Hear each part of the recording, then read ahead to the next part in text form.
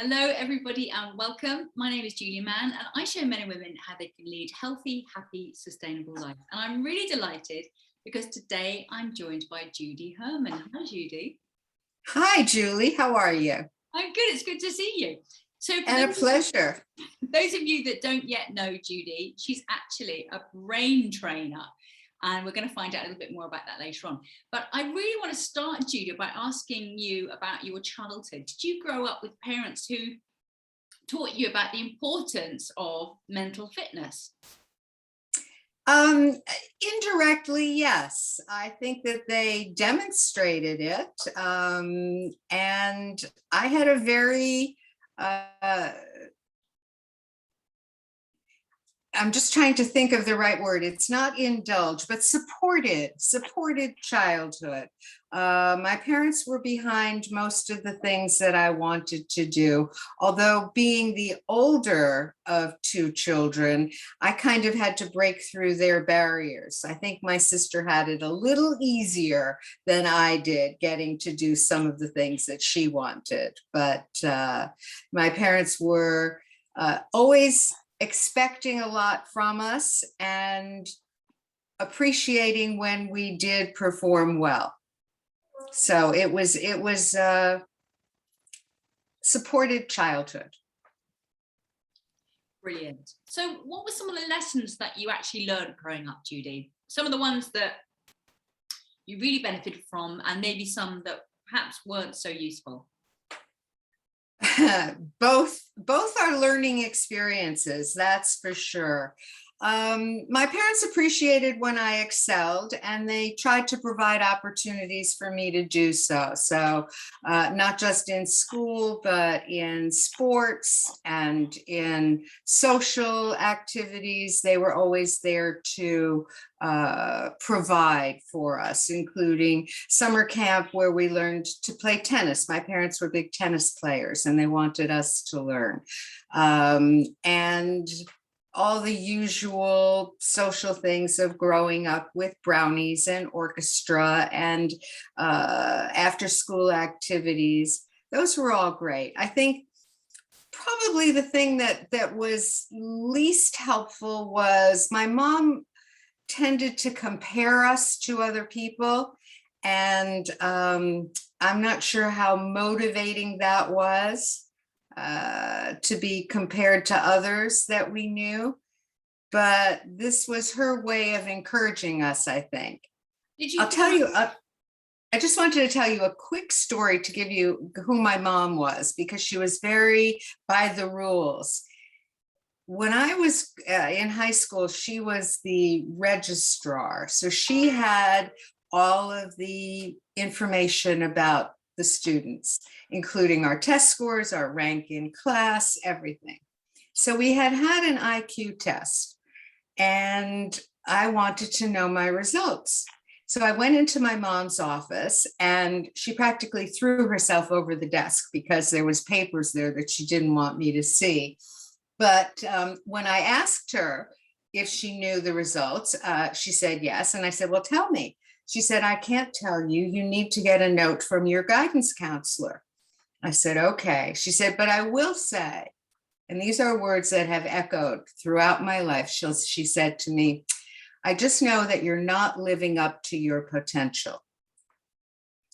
So that phrase has, as I say, echoed throughout my life, and I have always strived to live up to my potential.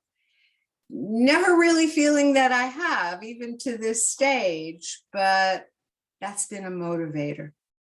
Wow, it's amazing what innocent, seemingly innocent at the time, things parents can say that can really knock us sideways in ways that aren't so good, isn't it, really? Exactly. So did you feel under enormous pressure then, Judy?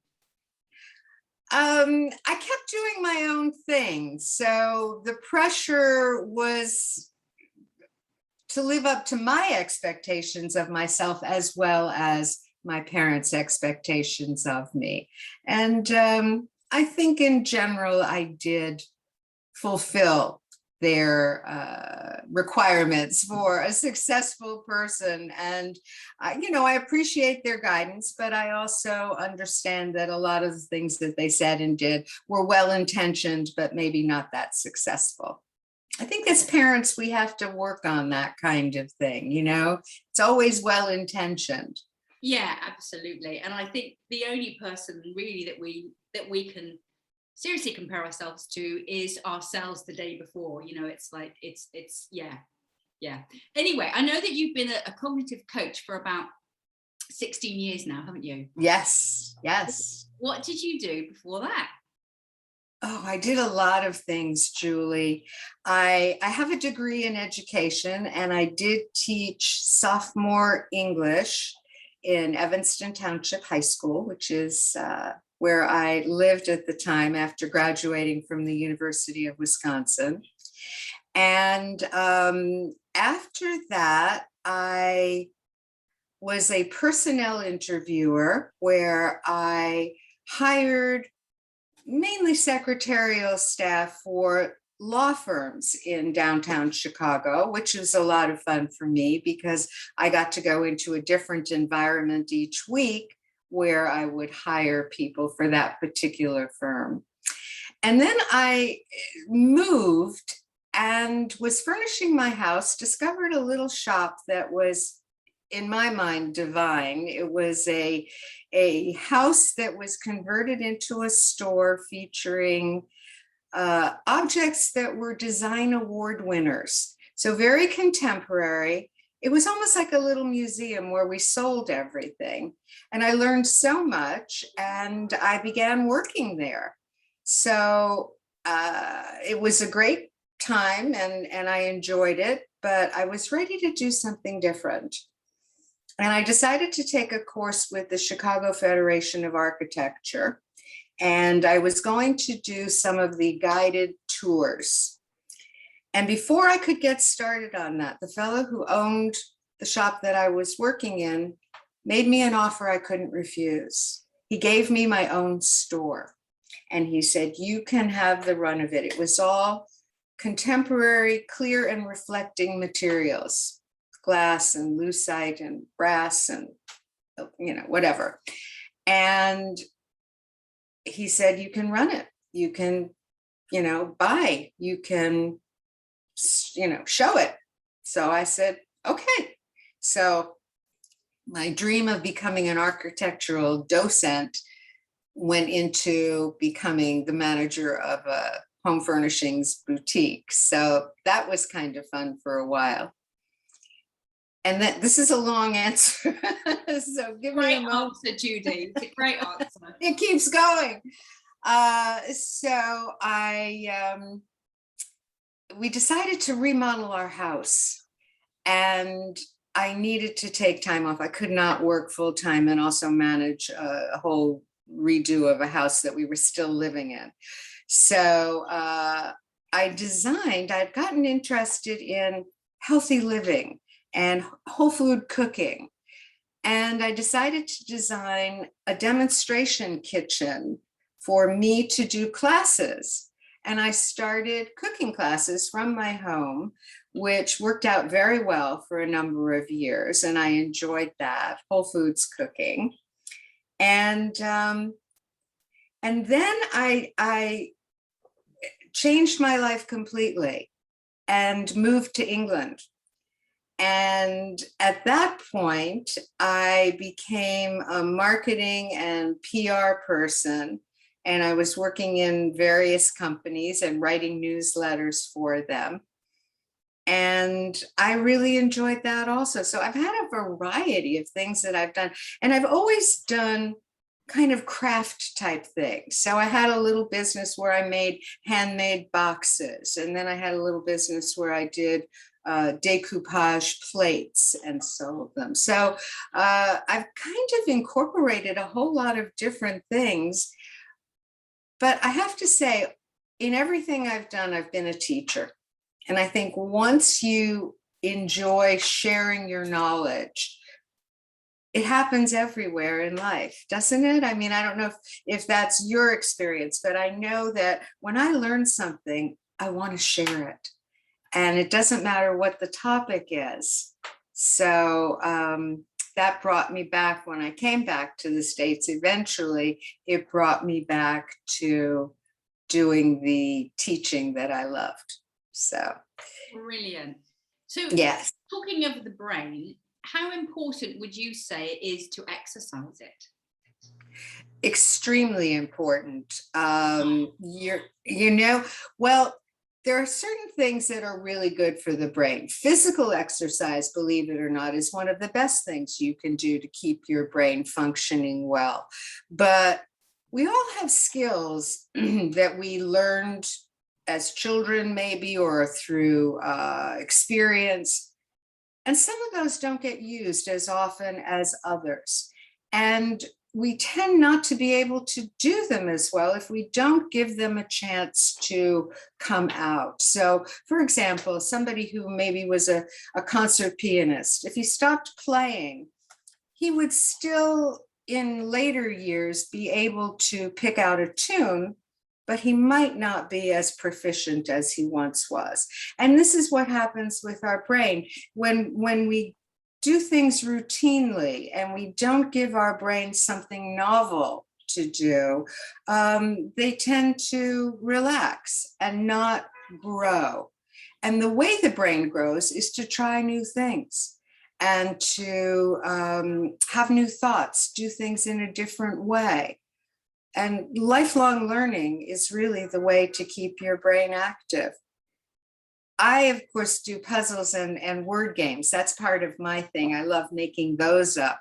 And those are designed to challenge different areas, logic and language and some math skills and spatial abilities. So all of those things really do need a top up once in a while so that we keep them in good nick, as you say. Yeah. So have you got an example of, say, one of the exercises that you use with your clients that you are able to share with us? Well, I do different types of warm-ups with my students. Sometimes it's as simple as thinking of as many countries as you can that begin with the letter C, or women's names with the letter J. So we could start with Julie and Judy, and there are many more. So giving your brain that kind of relation activity is a good thing. I like sometimes to incorporate math where you subtract, say subtract by 7 from 99. It gets a little tricky sometimes. Or optical illusions. I love showing my classes those because it shows that there are different interpretations of the same image that you can see, maybe not simultaneously, but if you switch your focus, you can see one image or another in the same picture. So those are a couple of the things that I try to activate that people don't usually think about. So would you say we need to be doing an exercise like something like that every single day? Definitely. I think anytime you can incorporate some fun into what you are learning, it's much more enjoyable. That's why I call my program Braintertainment, because it is entertaining as well as brain training. And when you're enjoying something and learning, it's like learning without studying. It's fun. Yeah, So I couldn't agree more. I absolutely love combining fun with learning. It's so brilliant. So I mentioned, Judy, that there are so many negative beliefs, aren't there, around getting older? And, you know, in my experience, there are many people who kind of consider it inevitable that as we get older, we're going to be losing our memory. That's just the way it is. Yes. Does that have to be the way? And can we prevent it from getting worse? Or can we actually reverse the brain's capacity to remember? I don't know if we can reverse damage that's been done physically to the brain. That's a whole other topic. But can we get better at things that we do? Sure, we can. It takes some practice. But for example, one of the most popular things that I do in my classes, it's called the word wheel. And I do a circle with a circle inside. So it looks kind of like a donut. And in that center circle is a letter that we use in all the words that are acceptable to in the puzzle. I give a total of 9 letters and we make as many words as we can. And I find that that involves a lot of different skills because we are using language and we're using our knowledge of the way words are constructed. And I always check to see how the progress is in my classes from month to month. And I got to tell you, when you get started doing something like that, which you can do very easily just by writing out a word and making as many words as you can from the letters in that word, it really does focus you and you become much better at it. And it helps with comprehension and with communication. And I'm all about that. As you get older, it's really important to keep that communication going. So that the word wheel or just writing out a word and making as many as you can from it is a great, easy exercise. Brilliant. Do you have any success stories that you can share with us?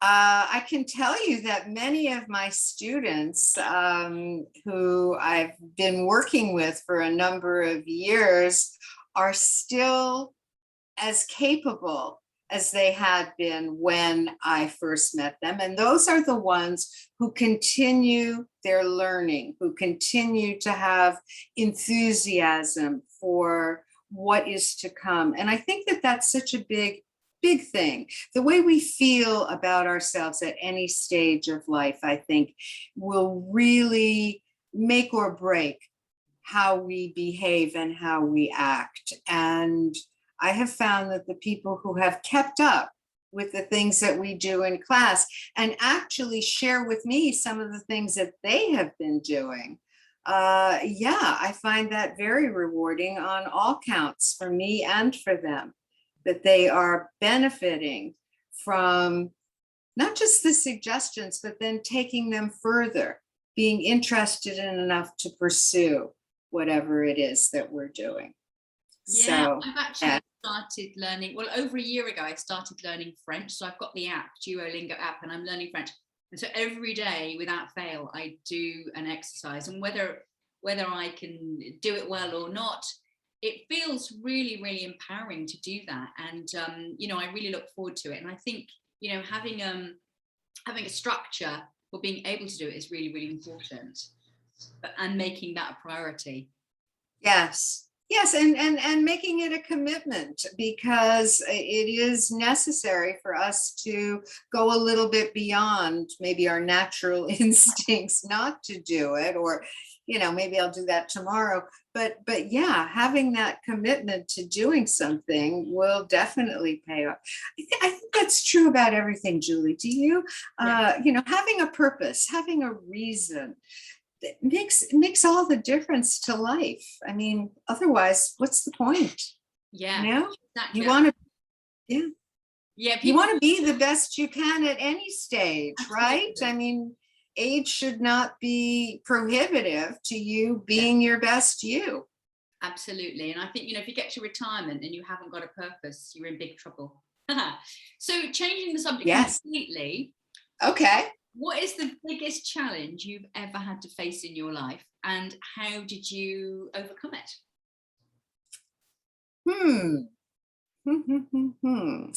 I think finally taking control of my own life, having gone from my parents' home to my first husband to, more information than you need, to my second husband.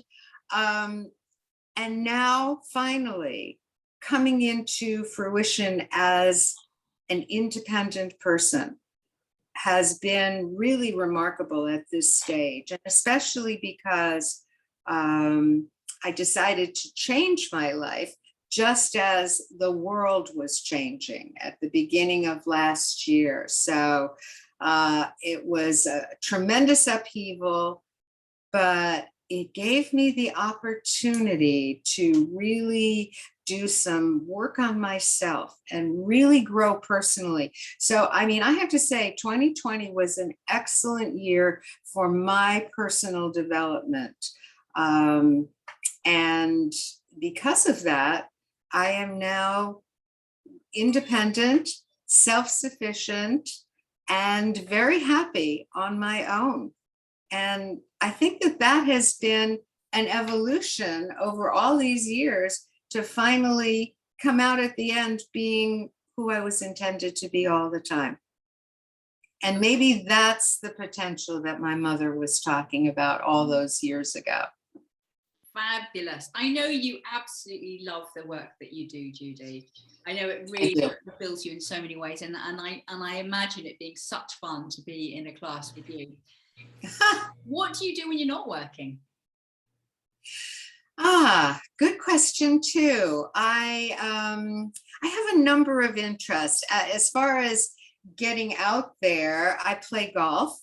And I love playing golf well, and I hate playing golf badly. So you never know which player is coming out that day. But living in Florida, I do have a lot of opportunity to get out and play. And that has led to a lot of very nice social relationships. And it's a great way to enjoy time with another person. Even if you've just met, by the time you finish the round, you could be best friends. So that's very nice. Also, I read a lot. I can't say that I read a lot of fiction, but I do read an awful lot of nonfiction. I'm interested in many topics, most of which are around the brain, but I like reading travel books, and I do a lot of interior design. This goes back to my being the store manager all those years ago. So I love design, and I'll read a design book or about a designer. I was just reading this morning about architecture. So I try to keep those interests going. I play words with friends on my phone with people around the world. I think that that's a great way to keep in touch with people in a fun way. And I've met people from seriously all over that.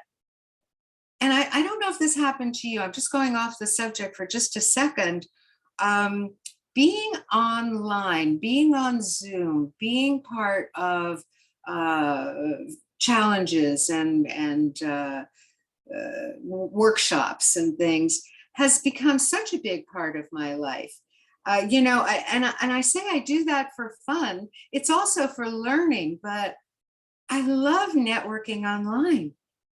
Even just, talking to you now, this is so great that we can do this. And I have enjoyed many networking opportunities being online. And then, of course, watching podcasts and following people who I admire. All of that is part of my life now that, maybe a couple of years ago certainly wasn't. Wow. So things evolve. What I do for enjoyment evolves. And of course, keeping up with family and friends and happy hours and, socializing, all of that is great. I love getting dressed up and going out. So that's another thing. Gorgeous. Obviously, I'm going to put all your links below this video. So I absolutely encourage you all to go and check out Judy's work. One final question, Judy. Yeah. When you're no longer on this planet, how would you like to be remembered?